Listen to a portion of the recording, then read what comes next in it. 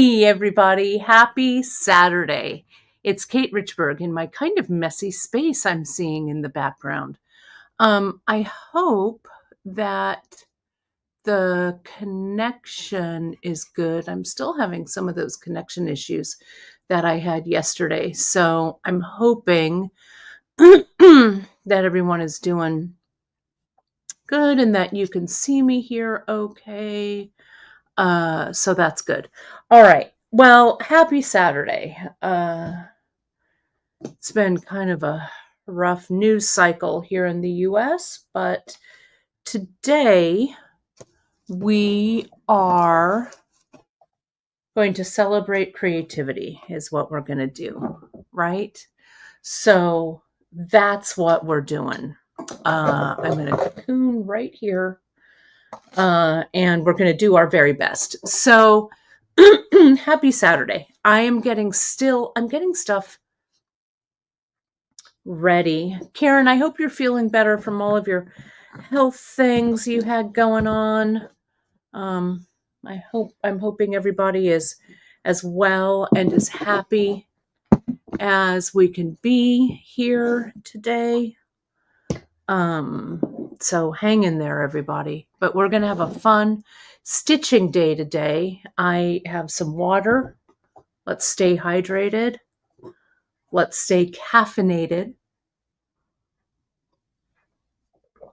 And my hair's kind of a mess too. I don't know. I've been up for hours, but you know how it is on a Saturday morning. You're just kind of screwing around, right? I don't know. Maybe that's just me. I'm kind of screwing around and packing a few things and, kind of hanging out. And then I realized, better pull it together, right? So here I am trying to pull it together. Sorry. Look at this background. It's really a mess. Let me put that in the photo booth. Does that make it look any better? I don't know. You can see I've got my lint roller for my velvet pads. Maybe I'll try and move that out of the way as well. How's that background look? Meh, it's all right. It'll work. Right. I'm here in my little desk area and it's small and kind of cramped and kind of messy, right? Thanks, Julie, for my top comment. This is a Oaxacan Mexican blouse. I have quite a collection of them. I used to go, I haven't been in a while and I can't wait to go back. My buddy Jess Gaston and I of Jess Import. Some of you know Jess, old school bead buyers know Jess from back in the day when she sold clasps and stuff like that, right? Well, now she does finished jewelry, ready-made jewelry. We have a lot of fun. We had a lot of fun. Emily and I used to work for her and design for her. It was really good times for sure. And we would go to Mexico, to Tasco, to work with the silversmith there. And boy, it was fun. And we'd go a couple times a year, just to go.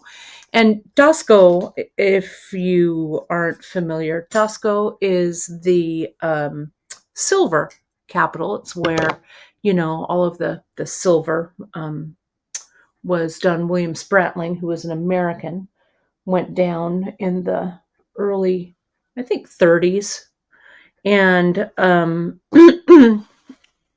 started a kind of a silversmithing enterprise, jewelry making enterprise, brought jewelry making to Tasco, part of actually a WPA project from the US. And Spratling went down. And I was very fortunate. One of the last times I went to Tasco, Jessica always has a talent for stumbling on meeting new people, right?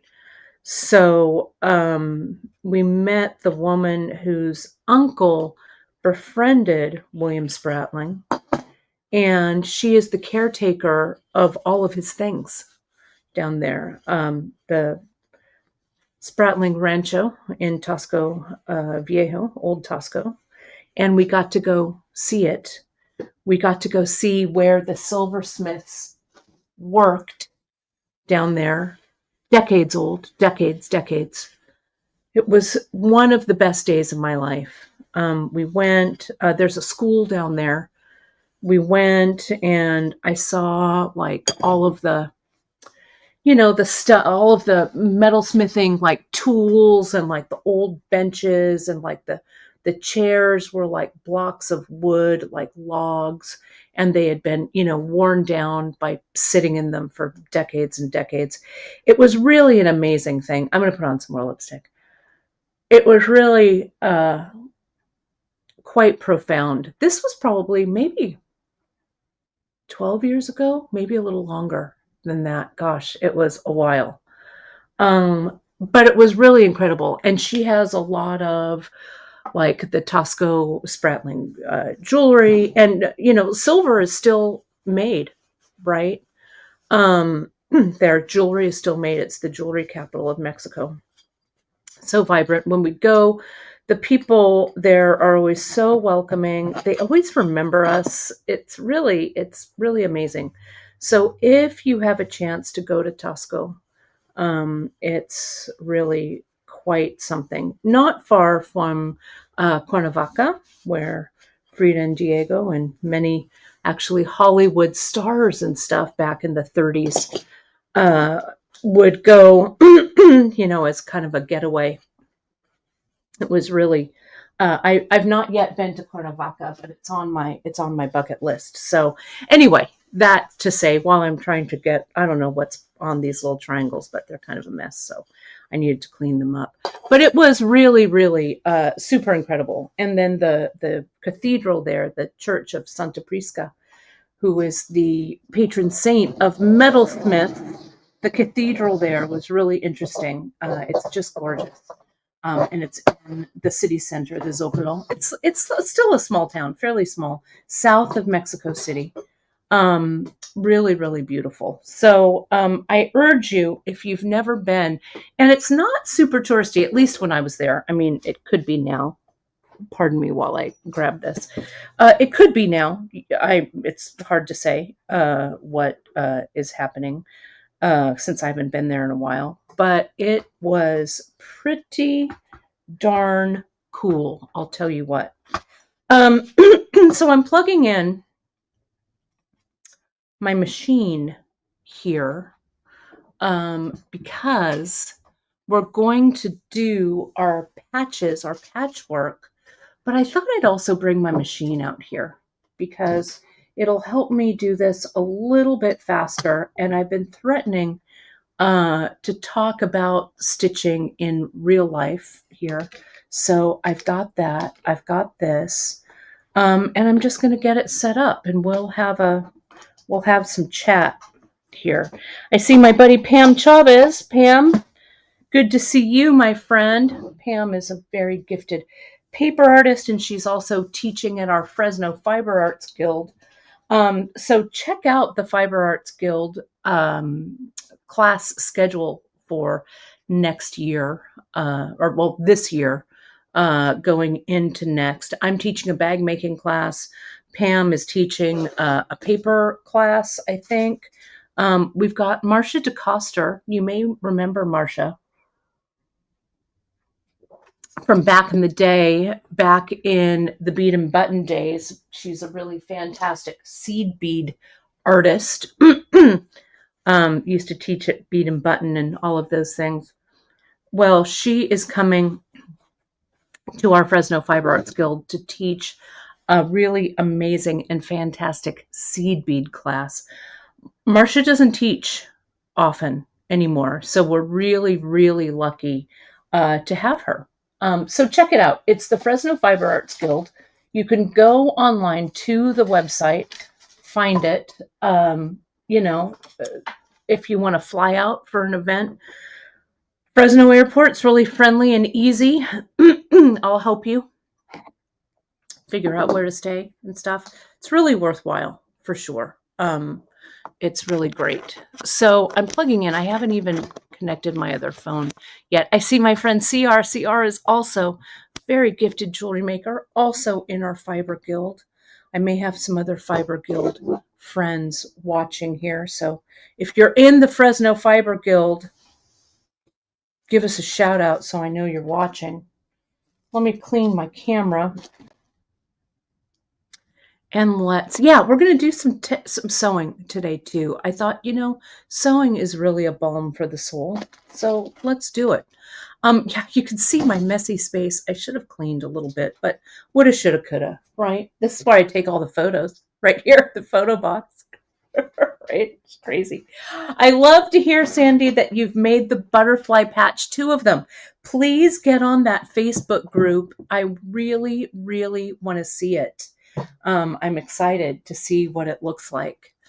Let me get all of this set up, and then I'll give you a little tour of this, and then we'll do a little stitching, shall we? I've got my, let's see, which plug can I unplug? I think I can unplug this one. I need to make sure my computer is plugged in. It is. That's good. So we're good there. Janice sends her fine regards. She's a little busy this morning getting everything, a lot of things ordered for the Great Bead Extravaganza, which is coming up less than about a month, right? Little more than a month. I leave a week from tomorrow. Right.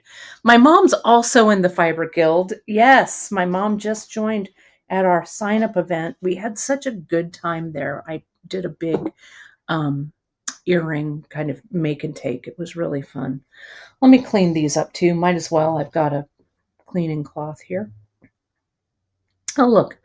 Look at how it says, sewing is my superpower. So true. Let me use that to clean my glasses. Let me know what you folks have planned for the weekend. What creative pursuits are you doing? Chris is prepping for Father's Day tomorrow. We've got a Father's Day celebration happening tomorrow. I'm going to do a little Father's Day brunch tomorrow. Okay, there we go. That looks good. Let me see if I can attach my phone camera. Again, sorry, I wasn't as prepared as I probably should have been, but woulda, coulda, shoulda. What are you gonna do?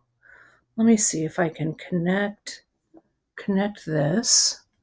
Yep, there we go. Good. This looks good. And let me add this to the yeah, Emmeline, you noticed that, Deb. I love, they're a Canadian company, which I'm so happy to support, a Canadian small business, Emmeline Bags. I get a lot of my bag hardware from them.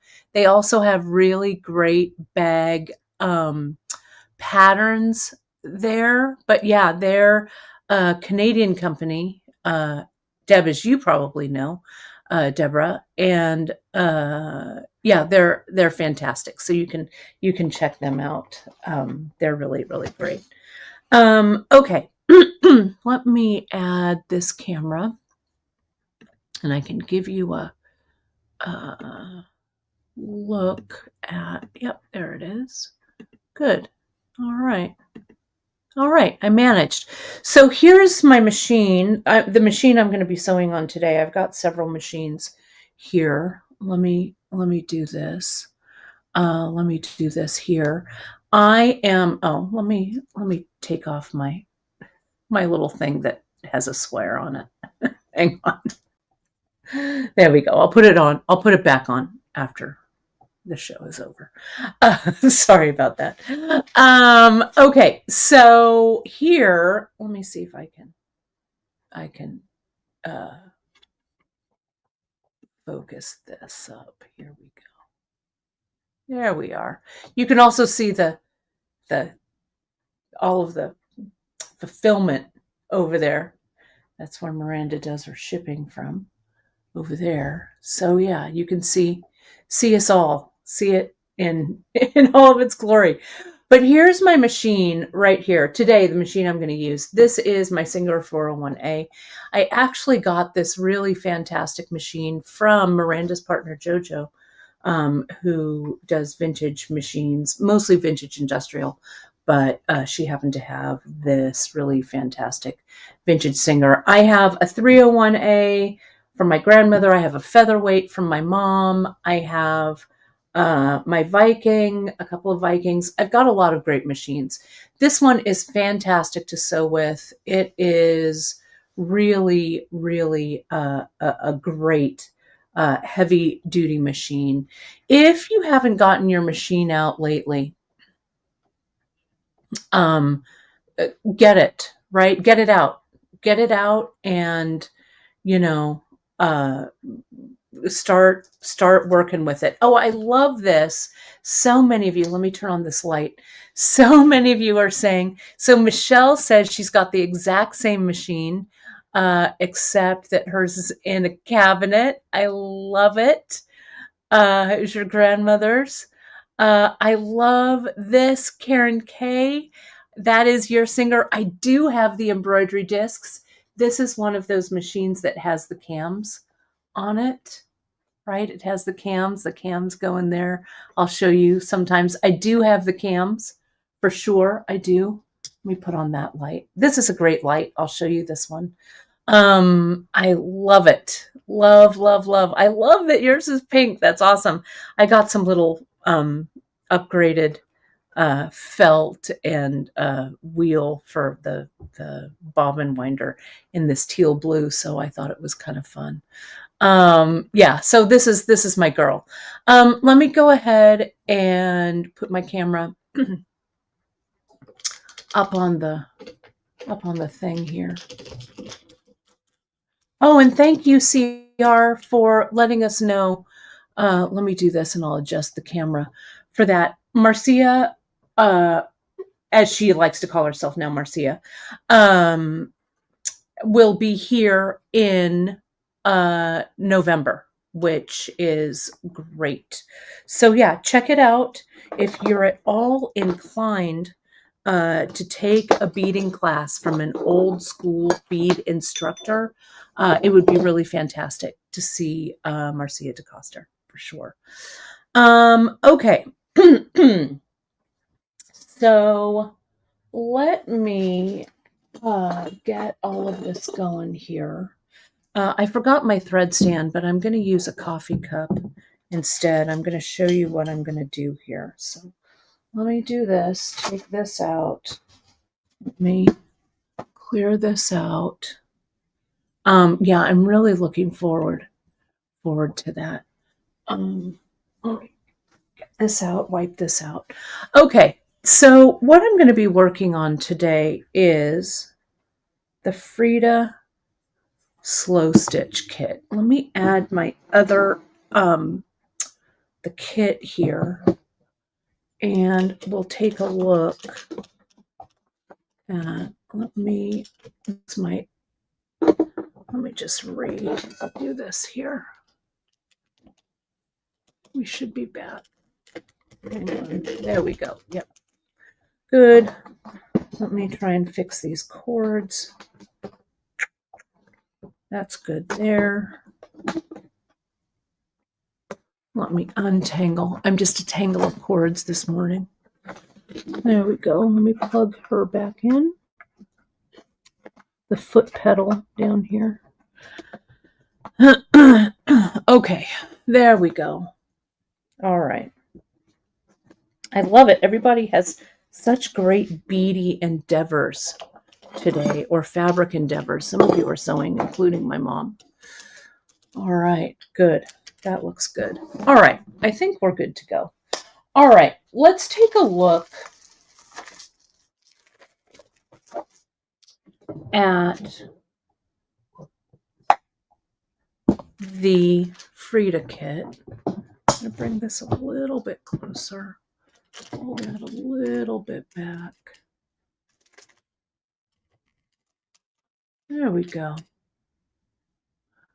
And let's put this up. Jan says she bought the earlier Frida kit. It's this one. I've got the other one here too. I was looking at it. This one. This was the first one that I did a while back. So if you have this one and you get, I mean, you can mix all of this stuff up, but get it out and start stitching, right? Hopefully today this will give you a lot of really great inspiration. Okay. So let's see. I've been thinking about kind of what I want to do, and I'm going to take out both kits. I've got the both of these. I've got the Fuego and the Flor kits right here. And I'm just going to, let me get some little dishes here to kind of keep everything corralled.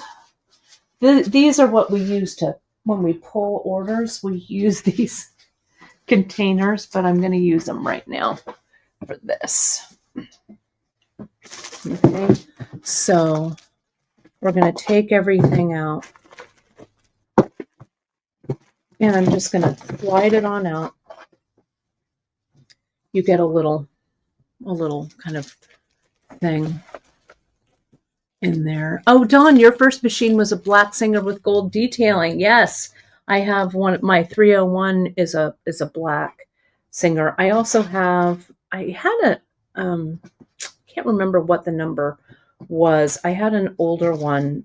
My last move, I can't believe it. I actually got rid of it, but I have so many machines. It's just crazy. All right. But they all are good and wonderful, right? These Singers, these vintage Singers are my favorite, though. They are such workhorses for sure. So in the kits, if you missed it yesterday when I was chatting about them on the broadcast, you get some fabric, you get some trims, you get a bunch of beads, you get a little tube of seed beads. The one from this kit is sitting over there because I had, oh no, here it is. It came out. There it is. It's over there. So you get a whole bunch of really fun kind of pieces, kind of, you know, what do I want to say? Embellishments and stuff to use. So I'm going to get a little cutting pad because I want to start by cutting down one of these images, these motifs. So let me get my cutting board here. And we're going to cut these out.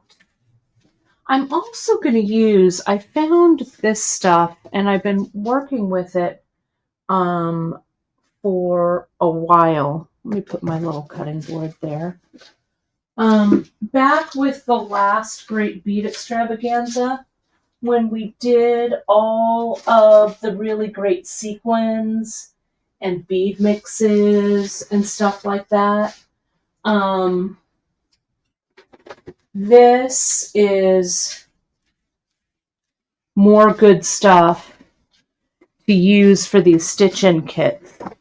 Remember these guys? And then here's my butterfly that I did with this, right? I've got a bunch of these. I still have a ton of these sequins left that I'm going to use, and bead things. So let me move all of this stuff. Have you folks made your embellished beads yet from that bead extravaganza time?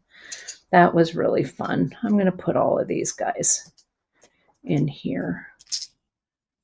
I need to do a project page for all of these so you can see them all. Stam Hilly, do I have any Frida picks left from the first kit? You know what? I have one sitting right here that has a selvage. Do you have a current order? If you do, I think you do. I think you ordered the new Frida kit. I'll throw this one in. We didn't put it in because it's got a selvage. Okay, I'll put it right there on my computer. And after the show, I'll put it, I think Miranda already printed those orders out.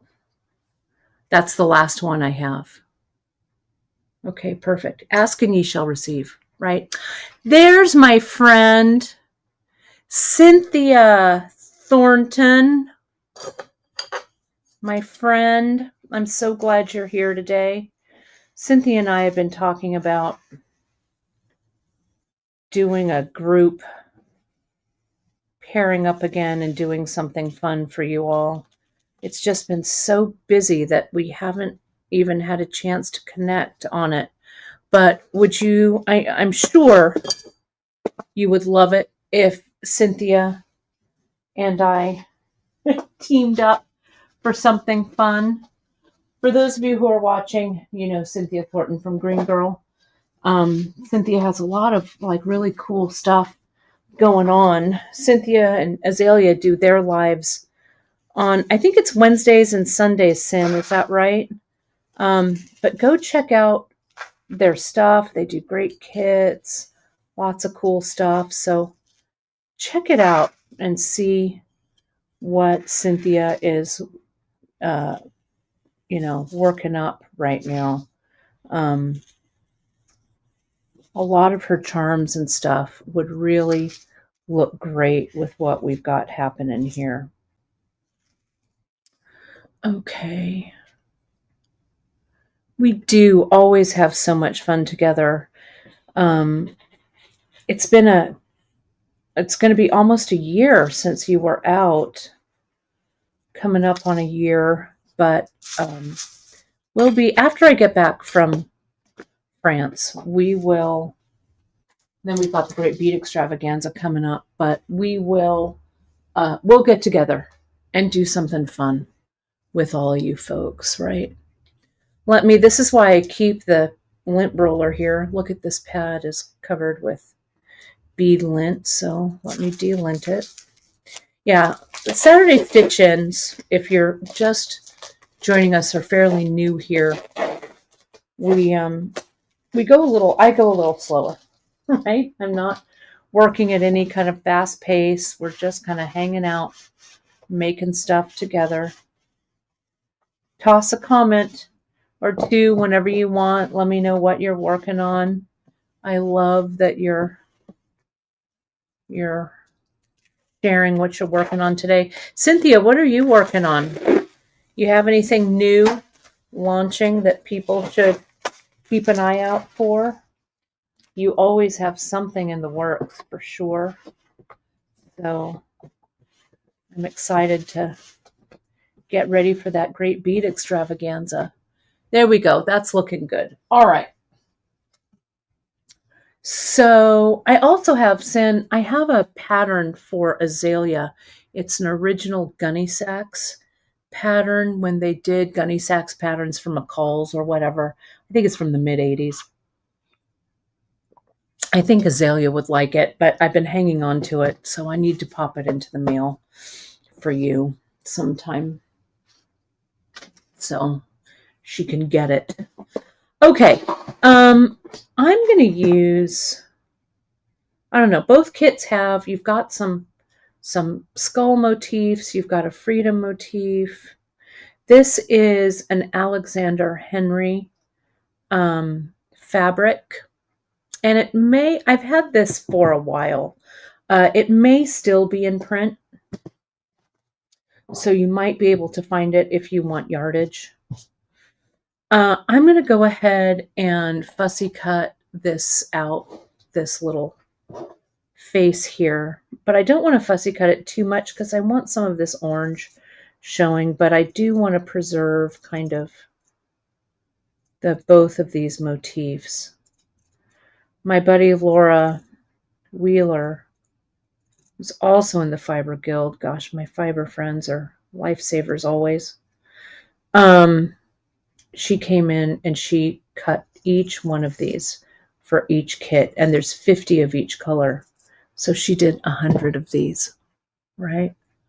So here's that. Oh, that's great. Let me put that up. Cynthia's saying she's working on a class for Tyla beads that Abby from the Bead Place and I are collaborating on. There's nothing specific for those beads, and I have them, but I want something that perfectly goes with them. I can't wait. Oh, that's awesome. I love it. I can't wait to see it. That'll be a great one. Cindy's quilting.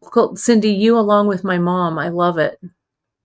I like a cheater. Are you using a panel? I love a panel. Makes it fast. Okay. So here's this little piece. I'm going to use some of my background fabric here, and I'm going to use this backing, this piece of, this is kind of a stiff felt that you get in here. I'm going to make this kind of big. I've given you 2 pin backs. There's plenty, so you could cut this in half, make it a little bit smaller, but I'm going to make this pretty large. And what I'm going to do is I'm going to cut out, let me see how big, Laura just cut the, I mean, look at how nicely these are cut. This is a 5-inch, a 5 by 4 inch square here. Okay. I think I might want some of this orange maybe to show, I don't know. I'm going to cut this piece out. This is some upholstery fabric. It's an ikat kind of a color way. Where's my, oh, here it is. Here's my square, and where's my rotary cutter?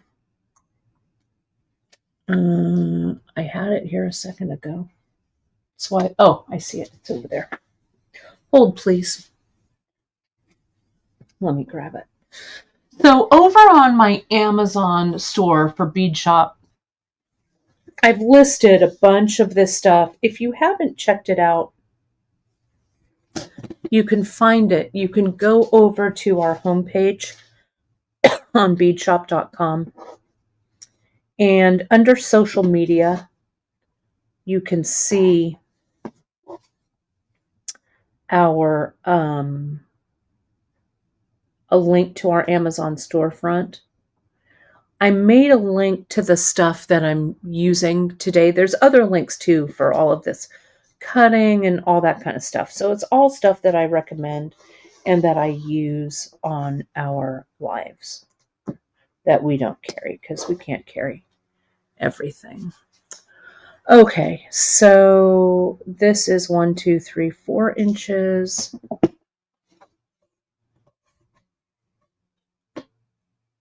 By like 3 inches. Maybe I'll make it, let me see. I'm just winging it. So this is about like this. I'm going to put another piece there. So I want this, yeah, I'm going to cut this 3 inches. Okay. So it's kind of a 3 by 3 inch piece. Is that going to be right? Is that what I want? Maybe I'll go 3.5. Right there. Okay. Put Frida aside.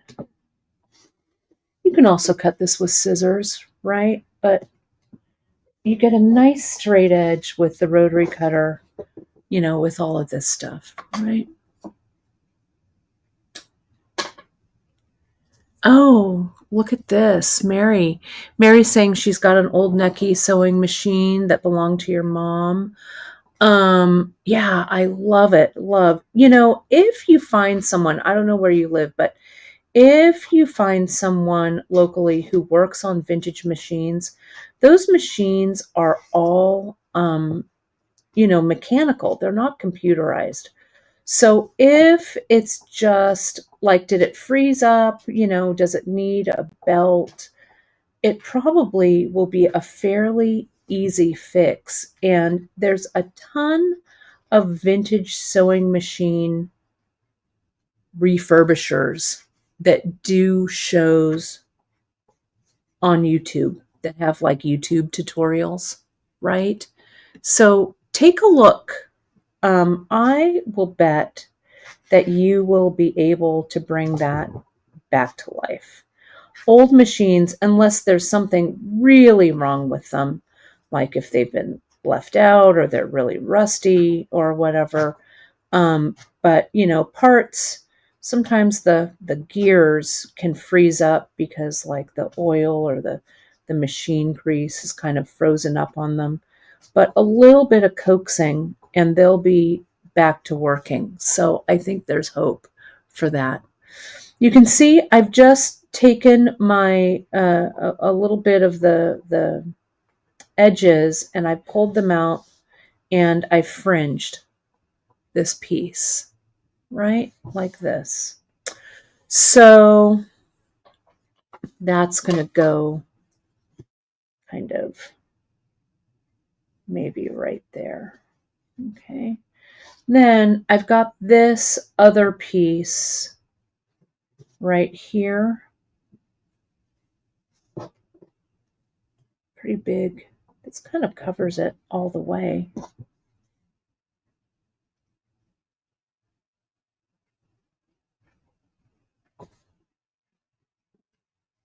Maybe I'll kind of do that. Maybe I'll just get a piece of it so I don't use all of it underneath, right? I'm just going to go ahead and cut this with my scissors. Doesn't have to be super straight. Okay, so I'm going to put that, maybe I'll put that over here like this. I'm going to put this down here. I think I'll put Frida over there, right? I don't know. I'm just kind of winging it. I think this looks good. Now, I also brought out with me, some batting, right? This is cotton, just cotton quilt batting. And this, I just saw it, so I grabbed it.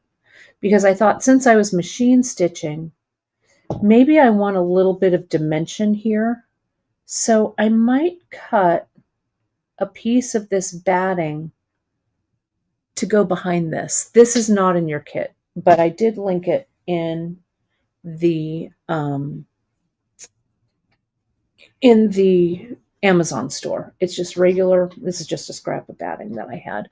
Oh, Deborah, thanks for putting that up. Sewing machine repair guy. I think I watch him. Works on vintage machines and a weekly newsletter. That's great. I love it. It's really interesting. I find it interesting. Maybe it's just me. To watch, the machine repair and stuff like that. I'm going to cut a piece of this batting. I folded it over like this. And I can always cut it down a little bit more later. But the batting, when I stitch over this, it's like quilting, right? It's going to give the piece a little bit of dimension. So I don't need a ton of dimension on it. So I'm going to open that up. Let's see, this is a little over 3 inches. I'm going to kind of cut a big piece. I'm going to put it behind and then I'll see where I need to trim. Okay. There we go. So let's get this. Let's see where I want this. I don't really want it to show. So that's good there. So I just need to trim a little bit of this away. Not much. So I'm just going to do this with my scissors. And again, this is cotton batting, but you might have regular batting. You might have some flannel. A couple layers of flannel would do it. If you have some fleece, that would do it. Anything that's kind of squishy, like this. right? So let's put that there. Okay. Now I'm going to cover that with this and with this. And for now, I'm going to keep her off because I want to stitch this down. And I don't mind seeing this edge of the orange. I think that's kind of cool.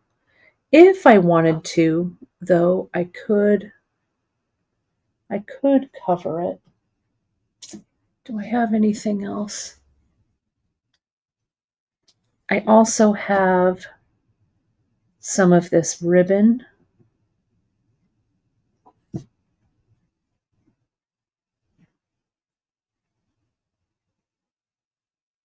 That looks kind of cool.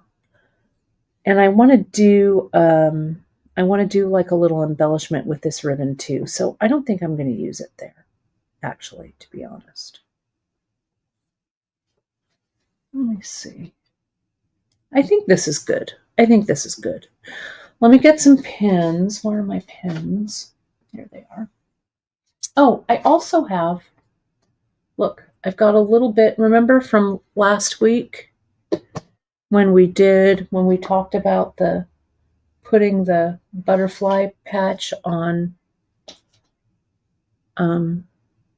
Ultra Suede, right? I'm getting closer. I'm getting closer. Just have a little bit more to do there. I'll get it because I really want to finish this. So I want to wear it as an embellishment. But I do have,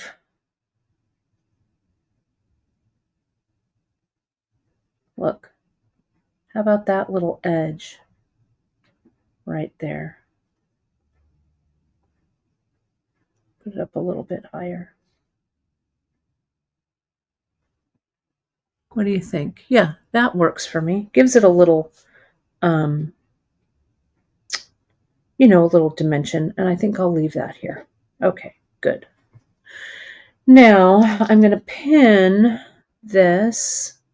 The pins should go through the felt. The felt is stiff, but it's not too bad. So that's there. You could also use, I don't know, clips, but it's not really, I couldn't get the clips that far in. And I'm going to come in, I'm going to pin here. These are what are known as magic pins. I linked them. I like them because they've got this flat, really easy to grab onto head. Really good because sometimes my fingers don't like to grab, really. I'm just going to let all of this selvage here just kind of fray a bit like this. There we go. And I think what I'm going to do is, and I don't even think I'm going to mark this. I'm just going to go in and I think I'm just going to sew some lines down this, okay, in one direction for now. Okay. So let me see if I can get the machine in a place where you can see it. Put all this stuff aside. Let me put this. So this is ready to go. Okay, can you see that there? All right, let's bring our machine in. Oh, she's heavy. There we go. Let me see if, look, you can kind of see that. Let me see how, hold on a second. Let me reposition this camera. Hold, please.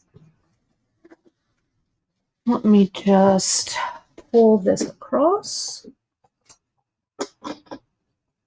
I need another stand for this, but so I can just move my camera without having to move the stand. But let me slide this down and see if I can get that over. Sorry, I know it's a little close and the photos or the image is a little chaotic, but bear with me here just a second while I fix this up. And then let me, maybe if I, hang on, I'm going to put me up so you don't see me doing this too much.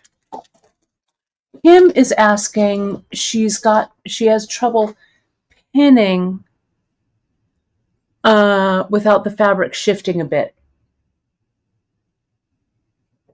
So pinning just in general, Kim, I mean, are you using like slippery fabrics? I mean, your fabrics are going to shift a bit sometimes when you pin. You can also use like clips. Sometimes I use clips a lot when I'm quilting and stuff. But getting a firm grip on the head of the pin, whoops, sorry, I think I lost you there. Hang on. Hang on.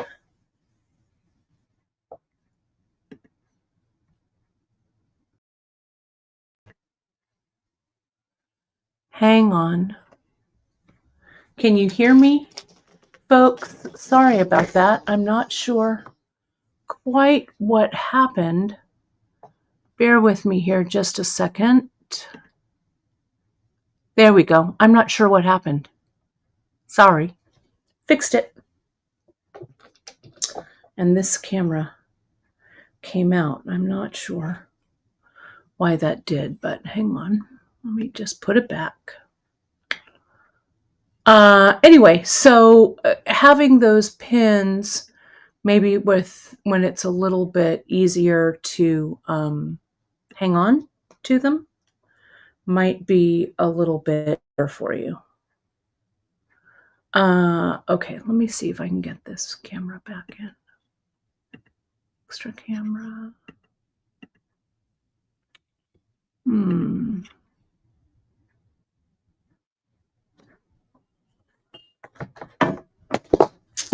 on.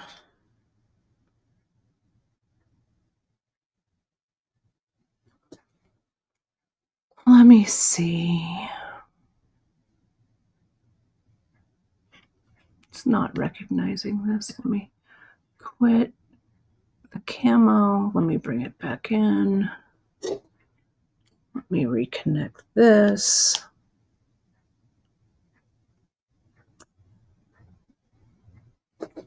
Okay. Bear with me here. Back.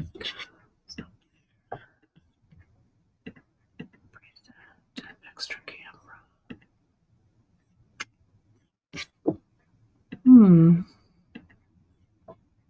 I've never had that happen before in the middle to see this, to recognize this. Hang on. Let me see if I can join with the link. Hold, please. Let's see. Copy. It'll just take me a second.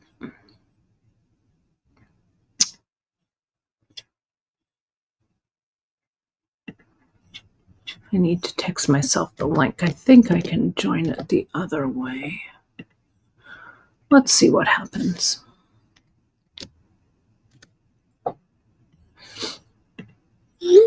Okay.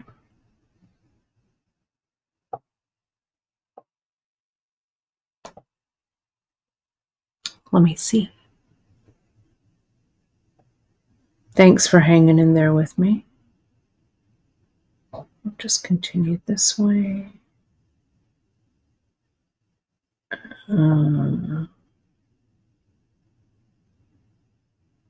Try this.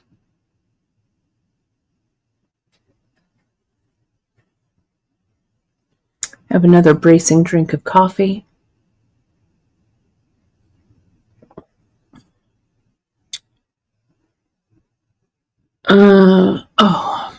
Hang on. I have to approve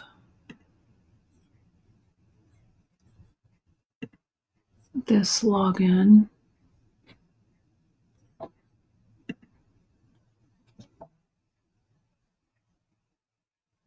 Oh, Oh, here we go. I think they can just text me. Always something. There we go. There's my code. Go back to StreamYard. And continue.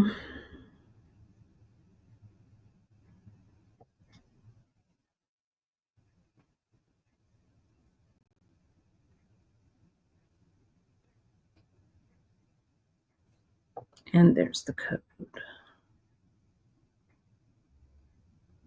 Oh. Get a new code. I didn't like that one. It's always something. Okay, it's trying. Very trying.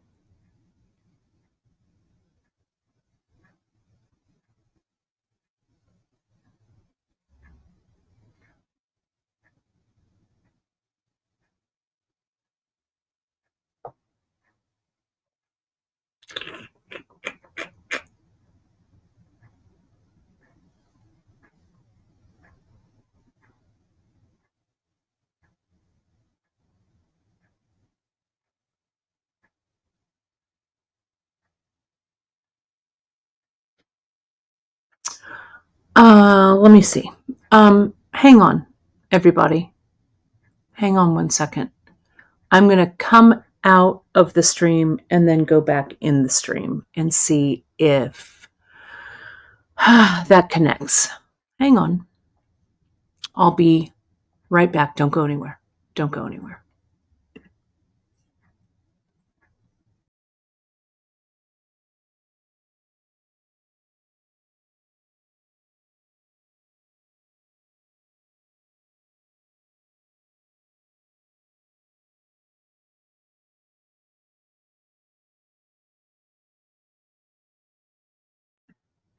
Okay, let me see if that worked.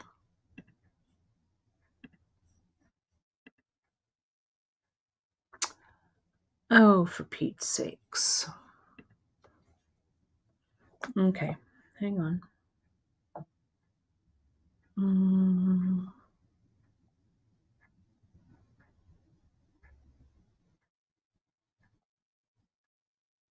Let's see if I can join this way.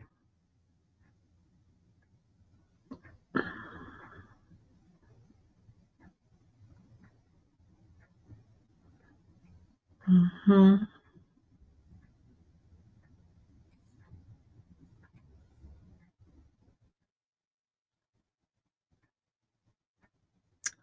There we go. I think that's right. Let me turn this around.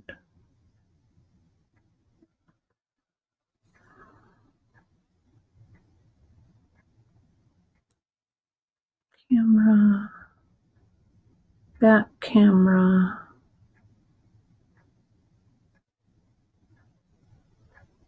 Good. Good. Enter studio. Hang on. Am I in? Oh. I'm in the wrong broadcast. Hang on. Oh dear. Mm-hmm.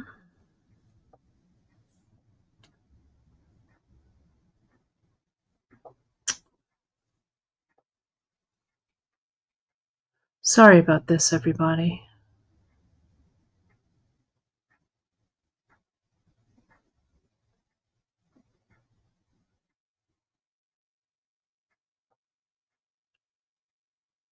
Okay.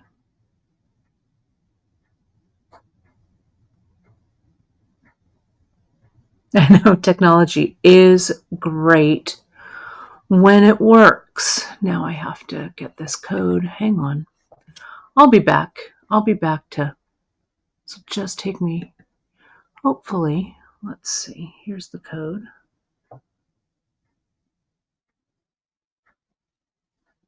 Okay, great. Okay, there we go. I'm in the right stream. We want to allow that.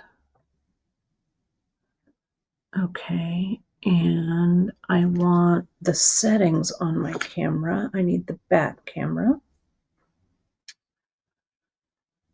Okay, there's that. I want to make sure I'm on mute. Enter the studio. Yes.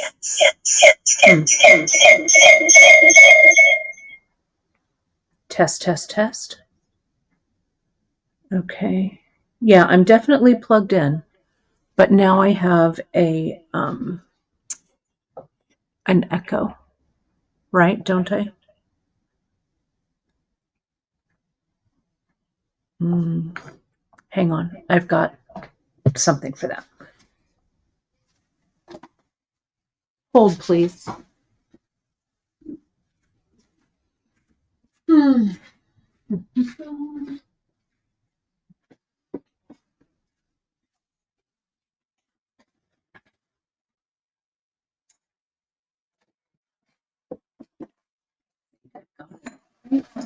Oops, I got it right here. If I can grab it. Okay, there we go.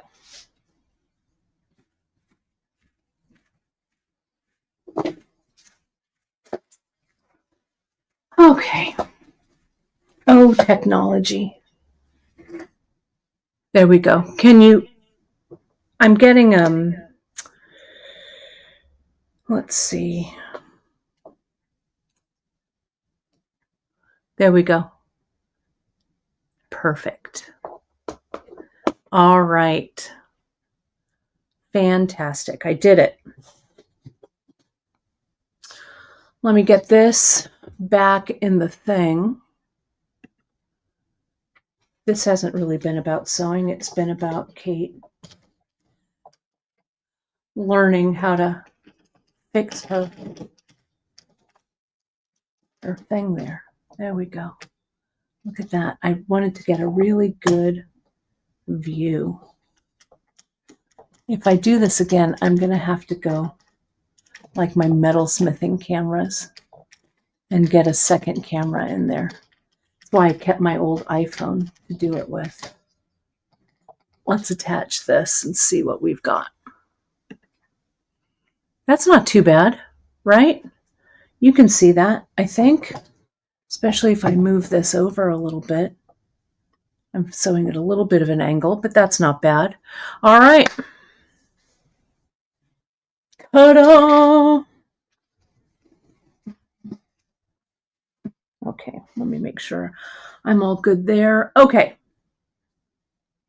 Now let's talk about thread. Okay. Thread, I've just got some blue thread in here right now, but I grabbed some variegated thread right here.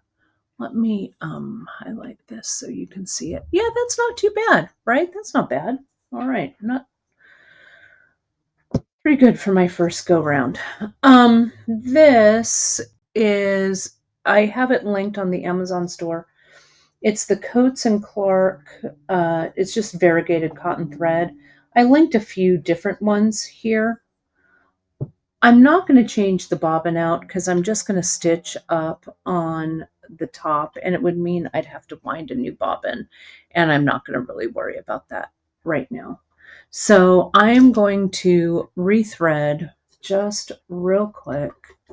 And they say, this is what they say when you're rethreading your machine, is that you cut the thread from near the let me turn this so you can see that a little bit.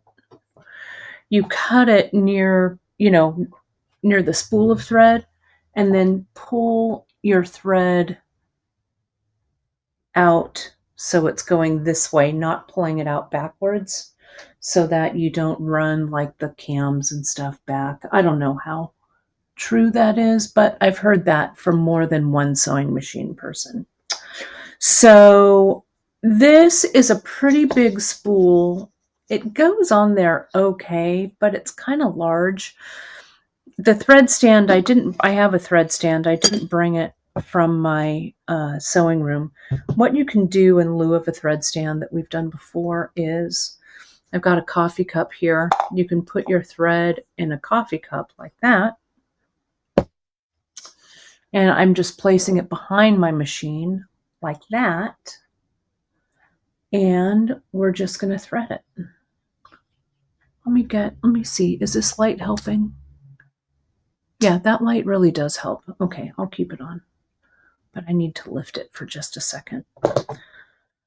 Let me just thread my machine real quick. Going through up here, making sure that I'm catching all of the tension discs. And we'll bring it down. I really like this variegated thread. We'll see what this looks like on here, but I think it should look pretty good. We go through this one. This one, there's so many little hooks that this one has to go through. I'm going to cut this a little bit shorter. And we're going to just thread that needle. And the way that this needle is seated, you thread it from the front to the back. And I'm just going to leave, as I said, I've got navy thread on here. Maybe it's black, I'm not sure. But I'm just going to leave that on the bottom. Okay. So I'm going to come in and I want to stitch this one down. And I'm really just going to kind of eyeball this, right, for now. Come in, take that away. Where's my presser foot? And let me just sew kind of a straight stitch all the way down. I'm going to reverse it a little bit. I'm using I don't know, not too big or small of a stitch. Come on, there we go. Let me reverse it back to lock that stitch in. Get that thread behind. Reverse it back. And now forward. Okay. And then we'll do the same thing here and we'll lock that stitch in. Okay. So now, and you can see I've got that little variegated right there. I'll clip all of this off. Let me kind of pull all of this out. So I've got a little bigger of a leader. I'm not going to worry about trimming my threads quite yet. Go. So, about how wide do I want to do this? Maybe, I don't know. This is about a 1/2 inch. What I can do is I can line this up. See it's kind of hard to see, but right here, this line of stitching that I stitched here, on my stitching plate, I've got some marks here. If I got my ruler, I could tell exactly how far this mark was. But if I line this stitching mark up with that line there on my machine, I'll be fairly consistent when I stitch down. Okay, it doesn't have to be perfect. So I'm going to come in and we'll just do this kind of fast. And I don't want that to kind of get a little funny, so let me do that. Put this back down, reverse it out, and keep going. This little fringe, I want to make sure I don't. There we go. And let's bring this thread around. There we go.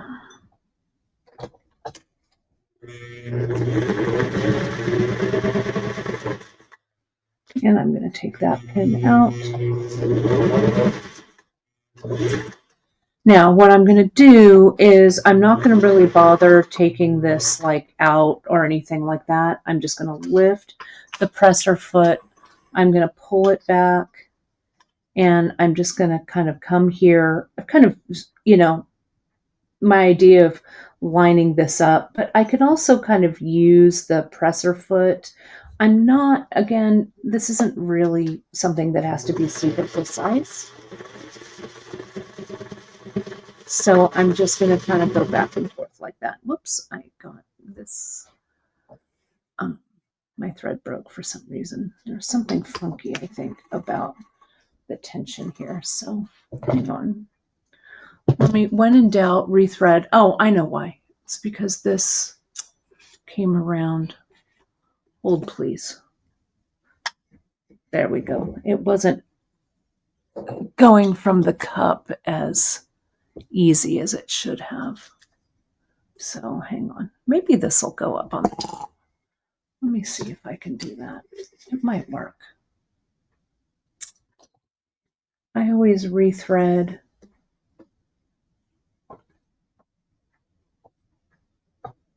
Let me get myself back here. So Flower Pot, Deborah has a question. I want the thread, usually when I put a spool, if I use a coffee cup for my thread, I just throw it in there and it just unwinds. I think since these spool holders, kind of hard to see here, since these spool holders are straight up and down, I want my thread coming from the front of my spool, though I don't know that it actually really matters all that much. I just put this on top here just to see if it makes any difference. The coffee cup that I have is a little narrow. I could run and go get a big one, but just, do you see how I just threw that piece of thread? So maybe it went into the garbage, maybe it didn't. Okay, there we go. This, and this, and this, and this. Let me add this here. And let me come in and thread that needle from the front to the back. Let me feel the tension. Yeah, that feels okay. Let's see what happens. Okay. Presser foot is up. Good. Good. I think we're all right. All right, let me finish stitching this stitch. I'm just going to reverse and just keep going from where I was going.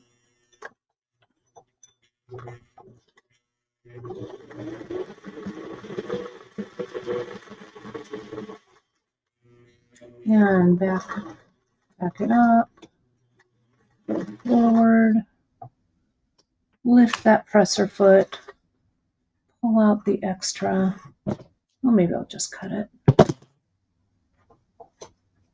And I'll trim off all of these threads a little bit later. That one I'll line up there. And I'll keep going. Get those little fringes underneath. I'll use my pin to make sure it all goes down. One little piece there. There we go. I'll do the reverse stitch over there. Oh, I think I caught it. Well, it doesn't matter. I'll kind of uncatch it. Okay. Come on. Move this over. I'm going to take that pin out. But can you see how this is getting kind of quilted a little bit like that? Put that down. Go backwards.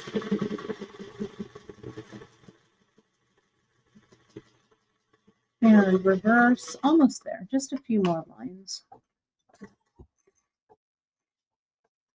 Bring it here. Put that thread to the back so I don't catch anything. And forward. I know, I love the sound. Someone said they love the sound of a sewing machine. I do too. Let me just cut that, make sure that doesn't go anywhere.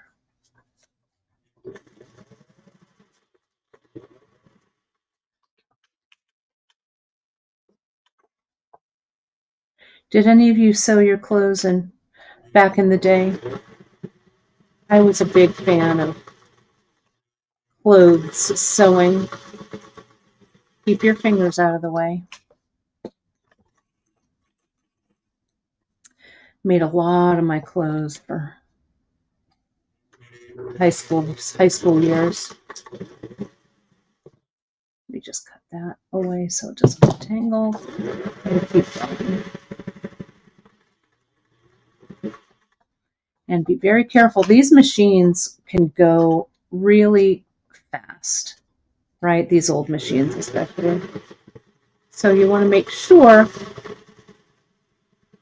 keep your fingers out of the way because you don't want to sew over your hand. Okay. All right, great. Let's see what we've got. So you can see here, look at how nice that looks. You could also hand stitch this, right? You don't need to have a fancy machine stitch, but I love the way this variegated thread looks here. I think it looks nice. So let's go ahead and trim this up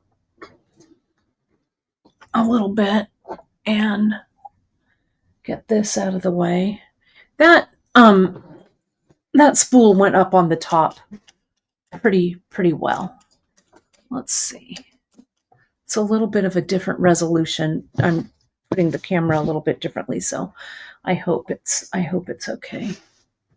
I love it. So many of you are sewists, seamstresses, sewers, stitchers. I don't know what we want to call it.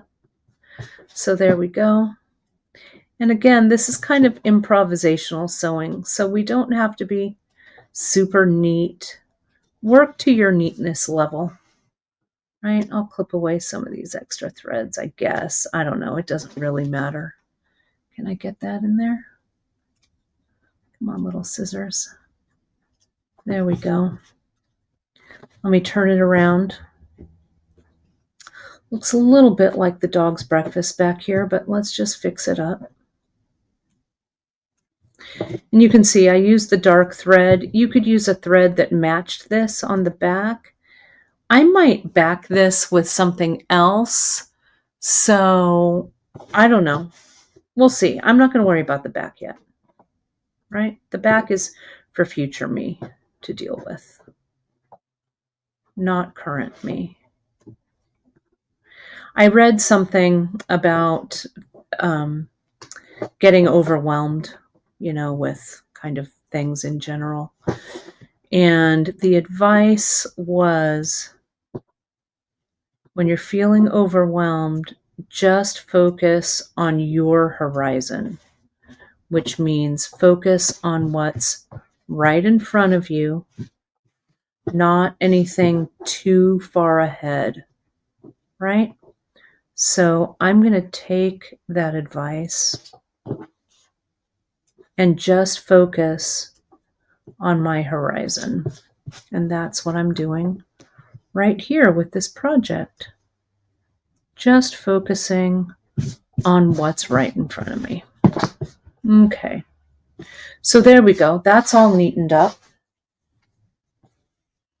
Look at how nice that looks. And it gives me a little bit, can you see that dimension there? It's kind of hard to see, but it's a little cushy cush right there. And the back looks fairly clean. Not going to worry about it too much, but we are good to go. All right. So now, if I can find that piece, I think I'm going to add the Frida piece here. And I think I'm just going to stitch her square around. And then I think that's probably all the machine stitching I'll do on this. So let's bring the machine, if I can bring her back in. Let me just do it right there. Let me lift this camera. It's like I'm teaching metalsmithing all over again. When I taught metalsmithing in my studio, when I do it online, I have like 3 different cameras that I can switch around to. So I think if I do this again, I'll have to set up I have an old iPhone just for that purpose, and it works pretty well. So maybe I'll start down here. So anything that might go wrong is there at the bottom. Okay, so I'm just going to come in maybe at about 1/4 of an inch. I don't know. Don't worry about it. Just stitch it. Okay. So here's this. It's a little thick, but this machine goes through anything. Okay. And lift and turn. Maybe I'll go one more stitch. And crank it down. There we go. One more stitch there.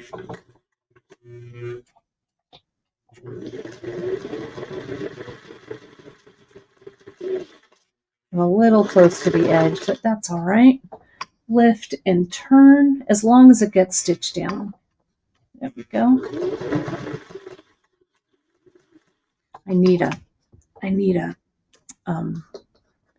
what's that called? A stiletto, right? That holds your thread down.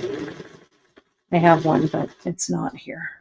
Lift, and then I'm just going to kind of follow this up.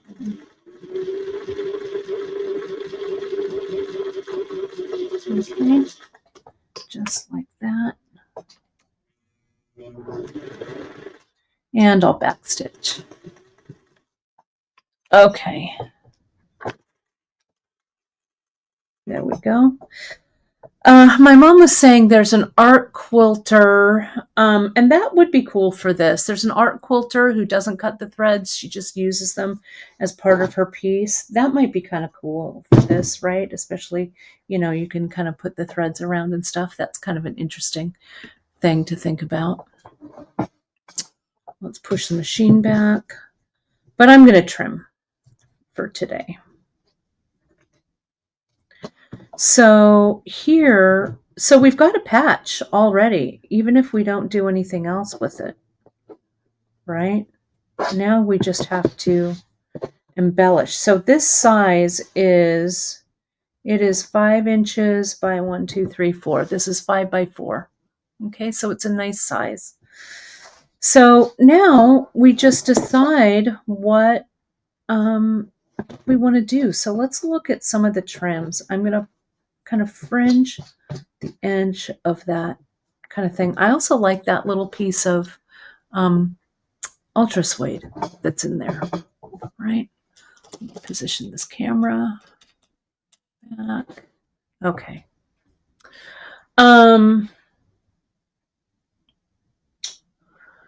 So with these, I also gave you a little bit of trim. I gave you a little bit of sequin, which was kind of fun.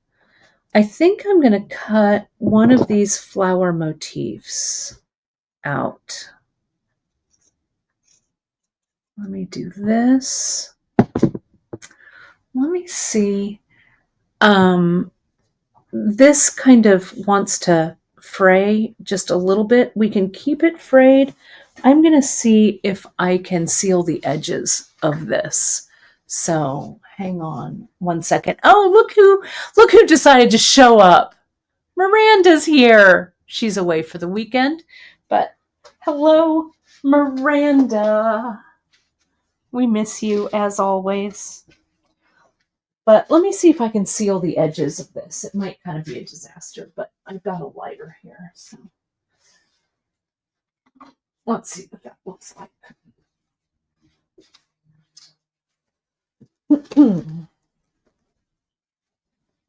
Okay.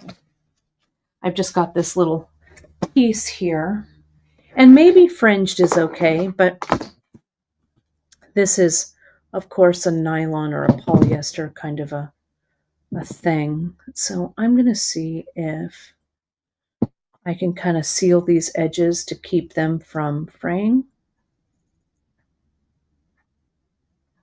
And the way we do that is we just come in with our lighter and we just give it a little, see how that sealed that edge? I'm going to do it again. Let me trim off some of this extra though, because that'll really flame up and be kind of a big edge.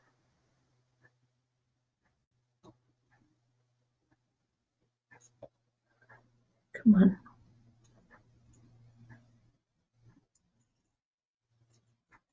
Okay, there we go. Be careful when you do this. You don't want to light anything on fire, but see how I light the lighter like that, and I just run this along the edge. Doesn't take much. You don't really want to touch the fabric to the flame, but see, that's not going anywhere. It's kind of hard to see, but that is sealed. All right, that looks good. So let's see. Maybe I'll put that one there. That looks good. Maybe I'll do a couple of these. Oh, no, I also want to do, okay.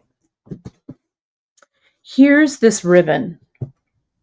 And I love, love, love this ribbon. This ribbon, it would look great. You could kind of run a little piece down there. Wouldn't that look good? I also, though, was thinking about making a little folded motif. And I was going to do that. Run this through. I need to look it up probably. I haven't done it in a long time. You use a fork to do your pleats. Yeah, I can't really remember how to do it that way. Maybe I'll just do it by hand. But the fork gives you really clean pleats, or I could just, maybe I'll just run a stitch here. Does anyone see? Let me see if I can. I need to look it up. There's a billion YouTube tutorials on it. And I thought I remembered you do something and then you kind of fold it. Maybe it's like that. I don't know. Fold it back. And see, the fork helps you measure the pleats, right? But I think that's too much for what I want here. Let me just thread a needle. Where are needles in all this mess? Here. You should see what's just off camera.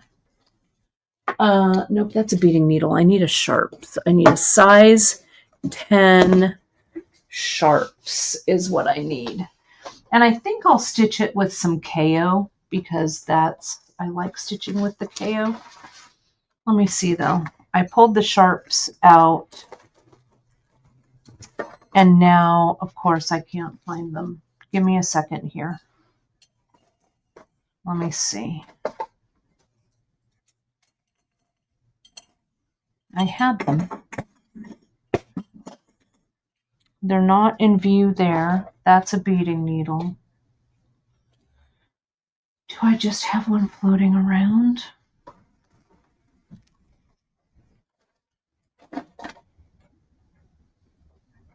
Oh, I have a box of needles right here. Hang on. I'll just get another one. Here's some sharps. Yeah. That's what I want. And I'll just use, I've got some, this is actually Hana, but you can use KO. Hana is no more, which is a bummer. But you can just use gray KO or whatever. Yeah, I love this serape ribbon. I really love the way it looks. So I'm just going to thread a needle here. See if I can get one out. There we go. Oh my gosh, so many of you have stuck with me with this kind of craziness here. I wasn't very prepared. Well, I was prepared, but the whole camera thing kind of put me behind a little bit. But the next time I get my sewing machine out, I'll be a little more prepared with the cameras. I just wanted to try it out. Why not? Sorry, let me get this a little closer in my focal point. Hold, please. There we go. Good. All right. So I'm going to tie a knot here at the end. And I'm going to do a little running stitch on the edge of this ribbon. Clip that away. I'm also going to seal this edge of the ribbon. Okay, and see, totally sealed. Really nice there. So, I don't know. Maybe I'll go to like, maybe I'll do 4 inches. I'll go to this red line right there. So maybe I'll have it go, well, no, I'll go this way because if I need more or less, it'll be easier to take out. So I'm just going to do a little running stitch, a little gathering stitch here, in and out. I could also stitch a basting stitch with my machine, but I feel like it's almost as fast to do it this way. In and out here. Just a running stitch. And I'm going to that line. They don't even necessarily have to be that even. They just need to be little gathering stitches. Okay, there we go. So let's go ahead. I'm going to gather this up because I want to do like a little rosette here is what I want. I need a little bit more of that, though I could just do it kind of halfway like that. Maybe I like that. Maybe that's what I'll do. Okay, so I'm just going to go ahead and I'll cut it about right here, because then I'll have a little more ribbon to do something else with. Okay, and this will kind of look kind of festive that way. Let me seal that end without lighting my thread on fire. There we go. Make sure that's sealed. And then finish stitching this.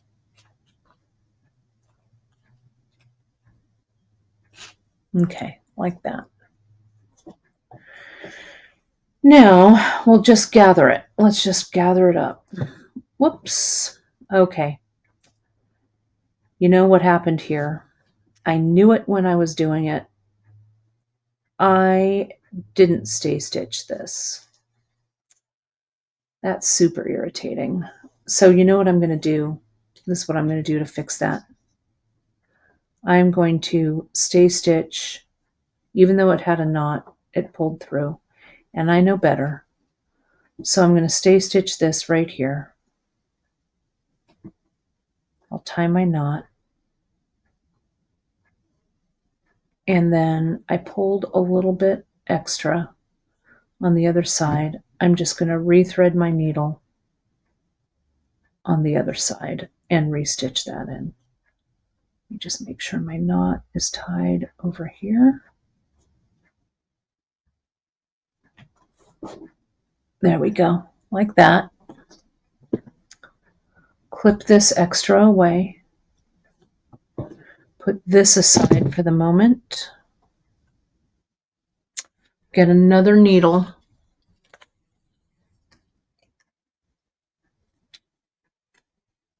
Oh, thank you, Dawn. Fork pleating. Insert fork with only the left tine with the fork up. Turn the fork over towards you 360. Pull out and start again.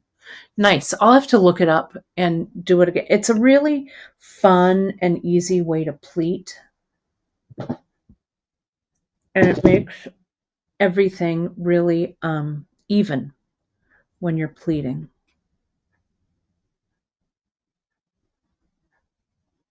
Oh, I need to get it into my line of vision. Okay. So see, this is stay stitch. That's not going to pull through.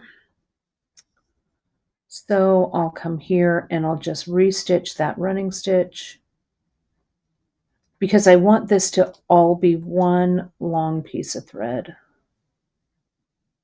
And just that knot, I knew better. I knew it when I was doing it. I was like, that's not going to hold, but I did it anyway. Right. Oh, and I got to use the fork as I'm stitching. All right. Right. Or pin it down.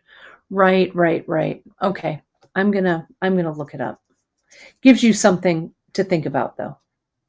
A new technique to look up and think about.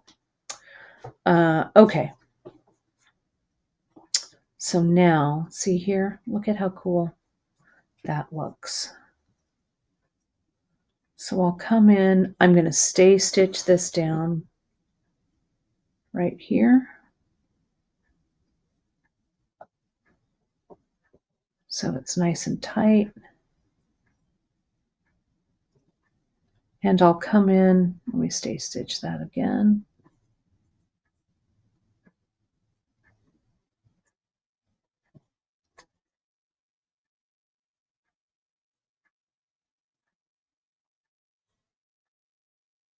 And I don't even know that I need to, let's see, where am I going to add this? Maybe like,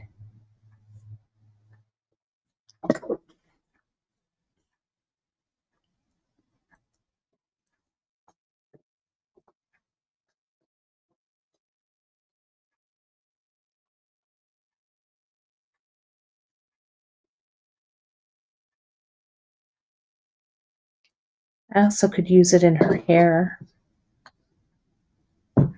That would be good because I found these kind of kooky,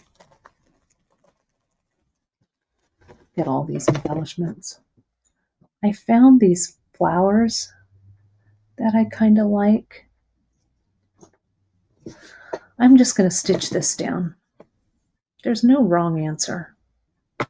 So I still have a needle on here. So maybe I'll just do it up just like that right there. Stitch that in.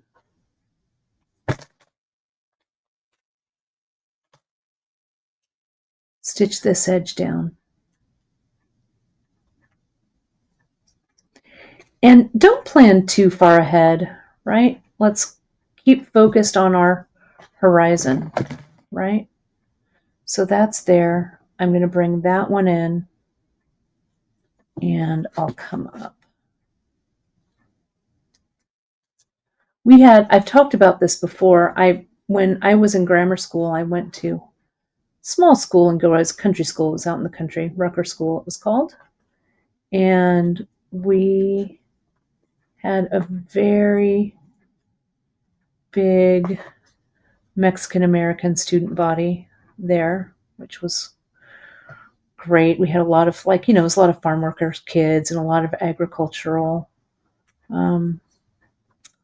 kids that were there. A lot of us were also, our families were farmers and stuff. It was really cool. And we did Mexican folklorico dancing.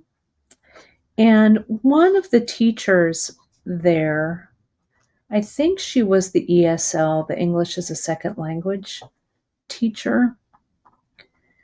She made our folklorico costumes. And so we had the big, beautiful dresses, with the big skirts. And you had to be in a certain grade. The lower grades didn't get those. But the big grades, the older grades, the 5th and 6th graders did. And she would braid our hair and we had those, oh God, those dresses were just so amazing. And I think that's what formed my love of the vivid colors of Mexico and stuff. It was so fun. We'd have a big Cinco de Mayo celebration and we dance. And Rucker School was always having festivals. We had a big like strawberry festival because it was the strawberry harvest time, and we were in the middle of the strawberry fields for sure. There were strawberries growing all around us. So it was really fun. But I think about the dedication now as an adult. I think about the dedication of that teacher, right? She made, I mean, I don't know how many of those dresses that we had for the kids to wear, the girls to wear, but gosh, but that was a real rite of passage, right? When I'm just going to tack this top one down. That was a real rite of passage when you hit like 5th grade, when you got to wear the dress with the big skirt. And I think the boys had, she made like ties or something, for the boys, but it was the girls that really got the dresses. It was so, so cool. So when I see folklorico dancing now, I'm like, it just takes me right back to wearing those beautiful skirts with all the ribbons. She'd braid our hair. It was so cool. Look at how nice that looks. That looks great, I think. We'll do this. Those teachers, those teachers that you have in grammar school, we went to, again, Rucker was a small school. I think there were 2 classes for each grade, but our class size was pretty small. I went there all the way through kindergarten through 6th grade, and the teachers there were so special, really special. It was great. Yeah, my mom also went to Rucker. So it was a great little country school. It's still going. I think it's the performing arts magnet now in Gilroy, or it used to be anyway. I'm going to put this flower right there. And I'm going to use, I've given you some other, like there's a few little like crystals, there's some seed beads.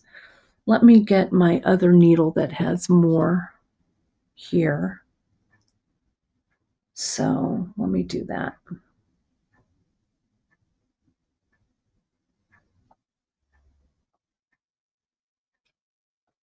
I know, I love these flower beads too. They're, we call this in the bead world, we call it lucite. Lucite's the fancy word for plastic bead. So these are plastic. Do I want the blue? No, I feel like I want the pink. Some of these have like these super shiny leaves. So I think I'm going to shove maybe this one, this super shiny leaf there first. I think I'm going to peek that out. Right? Let's do it. I'm just going to send my needle down and then up. Then I'll cover all of this up, right? All of the stitching parts and stuff. So let's go here. Let's come back up. We need a stay stitch. We need to stitch this a couple of times so it doesn't pull through. I love these giant sequin leaves. I just love them. I love a sequin. I can't lie. I love sequins. My they put me in tap dance when I was a kid. I had no rhythm. I was the little girl that was on the end that was terribly keen about dancing, but not particularly good. But my gran would make all of our costumes. She would make them. And she used to sew for some of the other kids too. And I think I'm going to back this. So I'm going to stop worrying about really making the back look super neat. I'm not going to worry about it right now. So yeah, I think I've always loved it. I don't know if you watch any PBS, but there's a PBS doc right now about Liza with a Z, Liza Minnelli. And those Halston, you know, she's the queen of sequins, right? So it shows a lot of her Halston costumes. I don't know. I'm super into it. Super into that Halston, you know, kind of column dress, right? So good. There we go. It's a really great doc, and she's in it. She talks a lot about her life and stuff, and it's so good when she talks about mama, you know, so good. I don't know. I love Liza. There we go. Let this fringe a little bit, right? So now let's get, I've also given you, I think I might put like one of these, like maybe like over there in her hair. I'm not going to do it. Oh, Karen, you saw it too. Yeah. Wasn't it good? It was so good. I just loved it. So she's a national treasure for sure. You also have this butterfly, this mariposa. I don't know where I'm going to put the butterfly. I don't think I need to worry about it yet. Let me put this pink one kind of right there. Okay, so let me needle up about where I want it to go. And then needle down. Whoops, except I didn't tie a knot. That's all right. And you have enough. You've got 2 pin backs. You've got enough for 2. You only have like a piece here, but you could get another piece of stiff felt. I've got the felt linked in the Amazon store. You could use anything as a backing, right? I'll go through here and then back up. Back up here like this. So if you're collecting these, there's 2 colorways here for this. This is the fuego, the warm tones. And then the flor is the other one. Also kind of warm, but it's a little cooler. Okay, so here, and I've stitched it a few times so it doesn't come out. Now I'm going to go through this flower. I'm going to try and seed it so that the petal is up at the top. You know, I've given you these little, there's little drops here. Maybe I'll use the little drops for the center. Let's see how that looks. There's one. Maybe I just need one. Go back up. Go back through. Maybe some seed beads. Where's my little seed bead thing? This was just a mix. There's a lot of Charlottes in this little seed bead mix that I've given you. Lots of other things too. I just poured out just some things in my stash that I had that I thought that were festive. So you never know what's in here. Here's a few bugle beads and stuff in here. So let me just pick a bead. Oh, I want to go back through though. I want 2 strands going through that drop. Okay. And now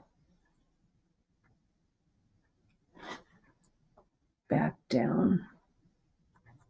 And then I'll just stitch here. Sorry, let me lift this up a little bit so we've got a little more room.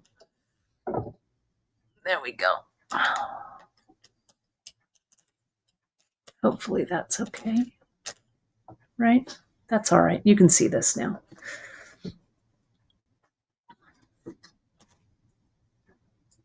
Like this. Where is that thread from? I don't know. Go back up, go back through the center of these flowers. I can find the hole. There we go. Now, maybe I'll just get a few seed beads. So it makes like a little grouping. And go back down. Let's see what that looks like.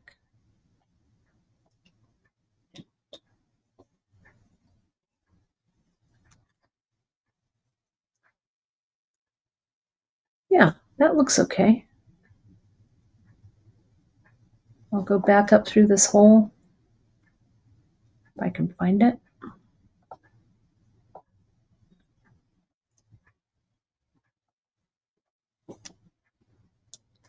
Come on.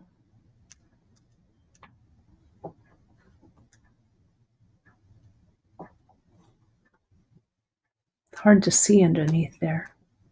I know it's right there. Here, let me just go through like this. Go through this way from the back. And then I'll go through the hole if I can. It's a good thing the stuff is flexible. There it is. Kind of hard to see with all the light shining on it. Okay. Let me do another little grouping of seed beads. Doesn't matter the color.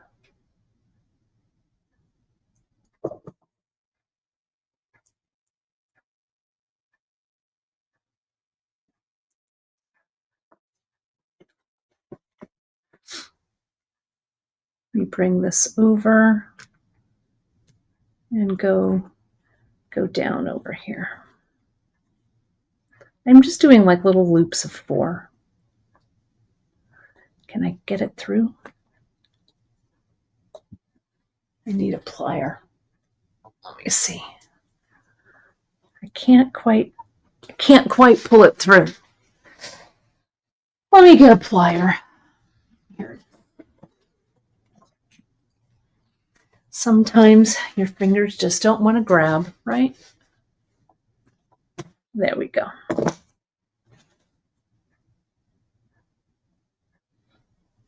There we are. Look at that little grouping of stuff. I think that looks okay. I'll come back through. See, that went right through the hole this time. Bring it around on this side and do one more little group of seed beads over there. Let's see if I can get a yellow one in here.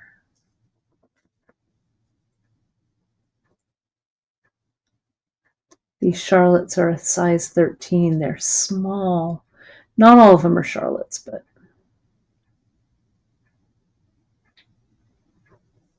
there are definitely some small beads in here. Come on, there we go. Okay.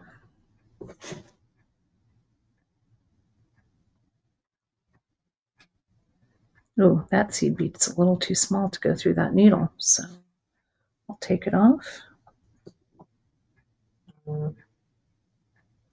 Let's see.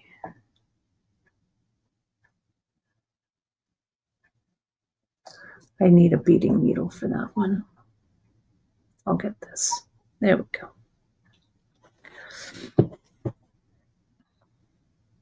Like a size 12, you know. Then I'll go back down and through. That one goes through. There we go.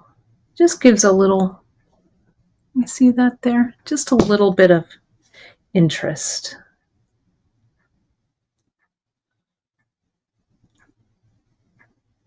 And I'll go back through the back of this like this. Really get it down nice and tight.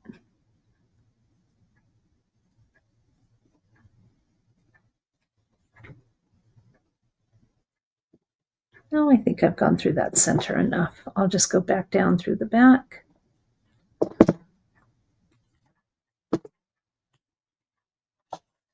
Make sure I'm nice and tight. Yeah, that's not going anywhere.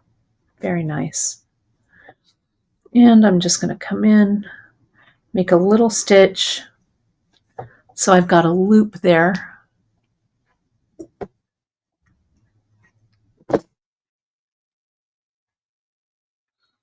Pass my thread through that loop once, and twice. Tie it down nice and tight.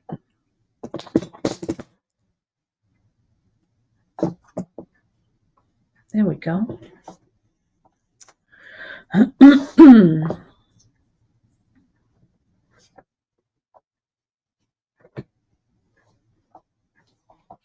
don't know, I could put that there, but maybe it takes away from this. So I think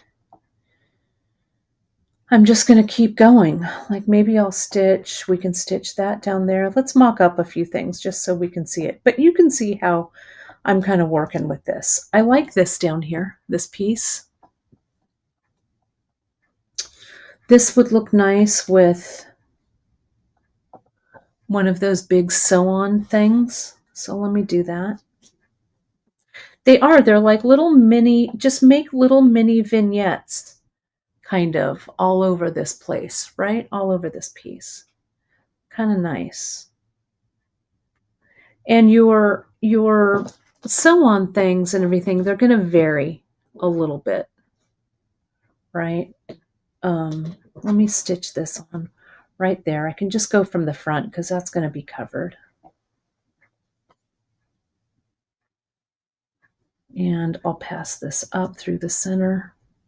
I really like the batting in here. It gives it some nice dimension. But again, you can use anything that you might have. A couple layers of fabric underneath will kind of give it the same. Though I linked a little package of cotton batting on the Amazon store.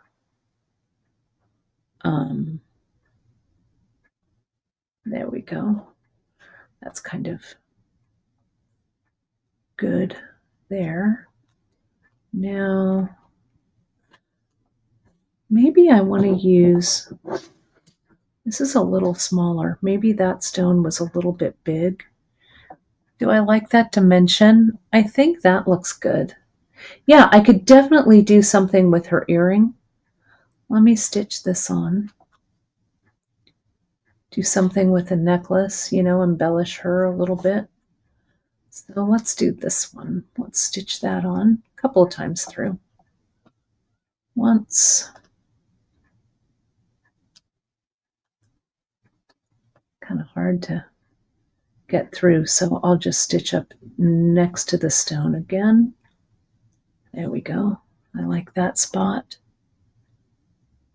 And then back down. Like that. And then I'll go up here. Stitch up next to the stone. Go down. And up.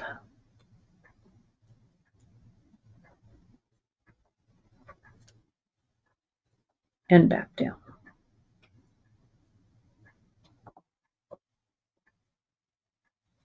There we go. Look at how nice that looks. Now, whoops, why is this moving like this? Sorry. Here. Hang on. It needs to go. Hang on. Hold, please. Come on. Make that work. Am I back to? Camera, come on.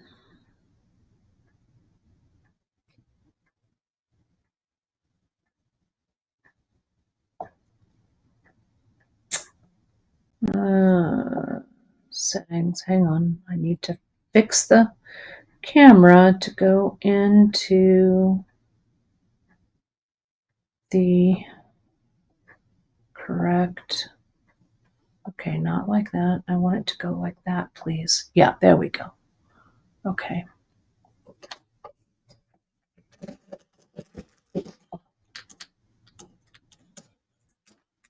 There we go. Good. There's a suggestion from my mom saying a piece of old towel will work, or a few layers of gauze. Yeah, anything that'll give it a little bit of dimension, right? Just get creative. You don't have to have batting per se. All right, let me sew on one more motif, and then I think we can kind of call it a day. I mean, I'm going to keep going on it, but I think we can call it a day on stitching. We've been stitching for like a couple hours. Thank you so much, all of you who have stuck with me. This has been a little bit of a technically challenging broadcast, but nothing we couldn't overcome. Okay, so there's that. I also have some of these from, these are in Bead Shop Studio, the little skulls,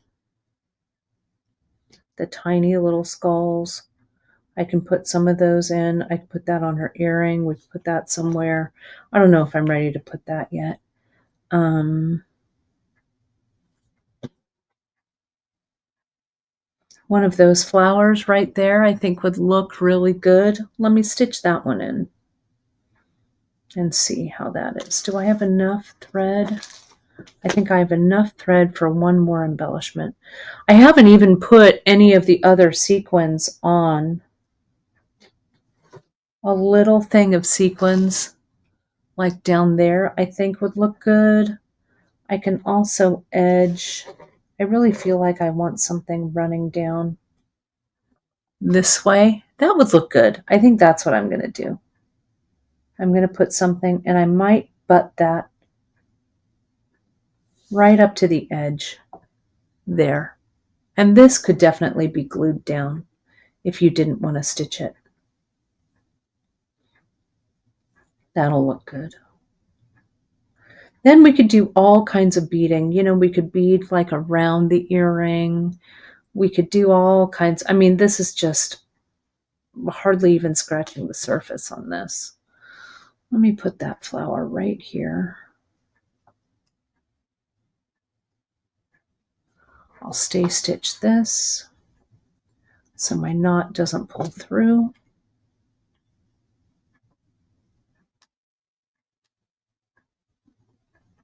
There we go. All right.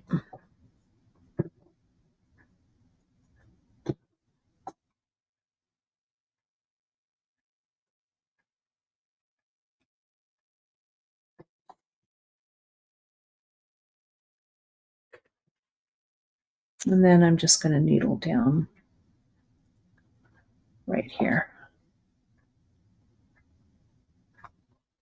This is kind of fun. Thank you, Margaret. I'm glad you're enjoying them. I enjoy it too.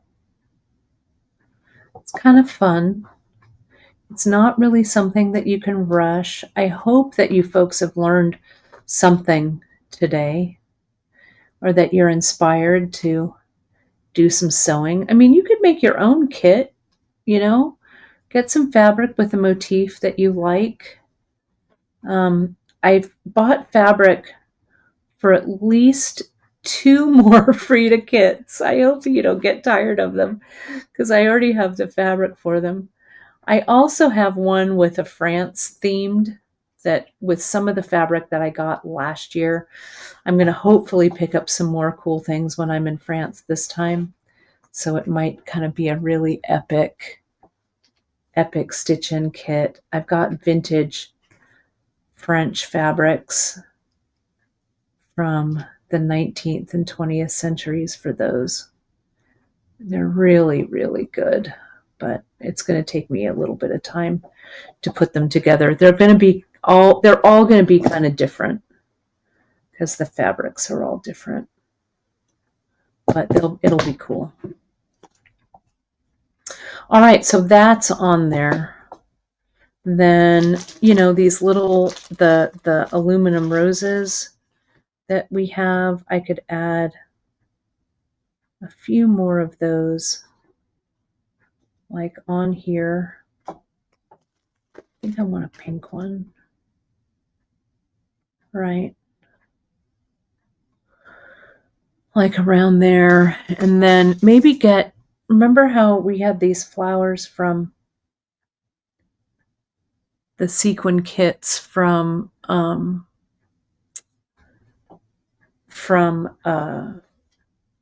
the last Great Bead Extravaganza. This one is Fuego, Lorraine. That's this one. The floor, here, I'll position it so it's ready for a screenshot here. If you want a screenshot. Yeah, Chris is staying home this year. He'll come with me next year. But this year, no. Here's the floor one. A little bit of a different Frida. You'll have some different Fridas, some different skulls. But the floor is with the purples and the pinks. And this is the warms, the fuego, right here. I could have put another skull. I still have 3 more motifs here, right? I could even you could do a second one, even like going on the edge like that. Might be kind of cool. I don't know. But you've got more of these. So that, my friends, is that. You've got more of these flowers. I think I might put another one there, right? More is more here. I've got some more leaves. You could put that leaf there. Here's the butterfly, the mariposa. She could go over there like that. I've got a big jewel, a red jewel.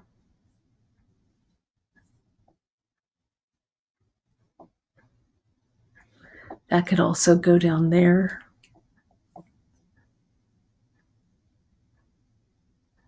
Could also go there with some other things around it. Make it kind of like a flower.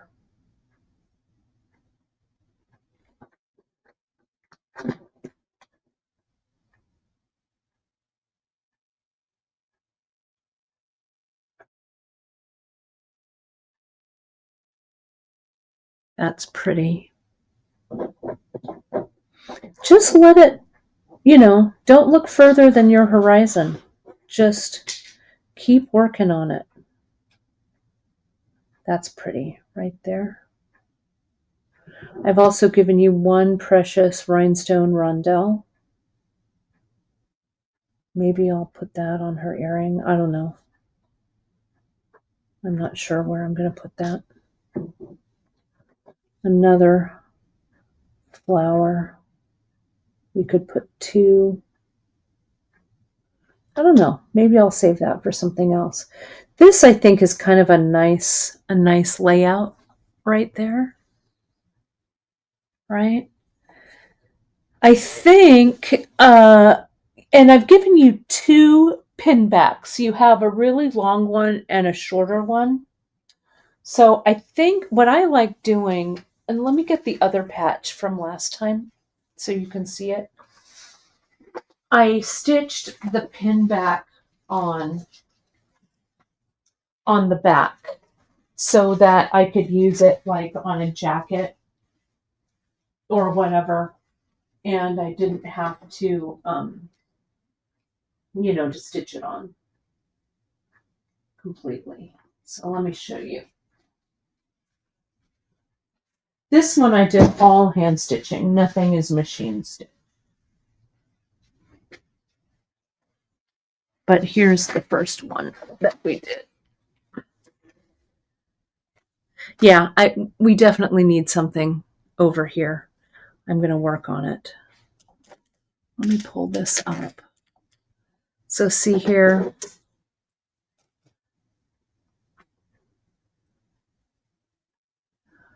We've got these things. This thing lifts. So there's a little kind of surprise thing under there. I could also keep embellishing this one. But can you see here on the back? There's the pin back is right there. I thought that this pin back was a little short, so I've given you pin backs that are a little bit longer because these are a little bit bigger. This needs to be tacked down a little bit better, but I will do that. And I will probably back this with another piece of fabric or something. I don't know. But there's the first one. There's the second one in the series.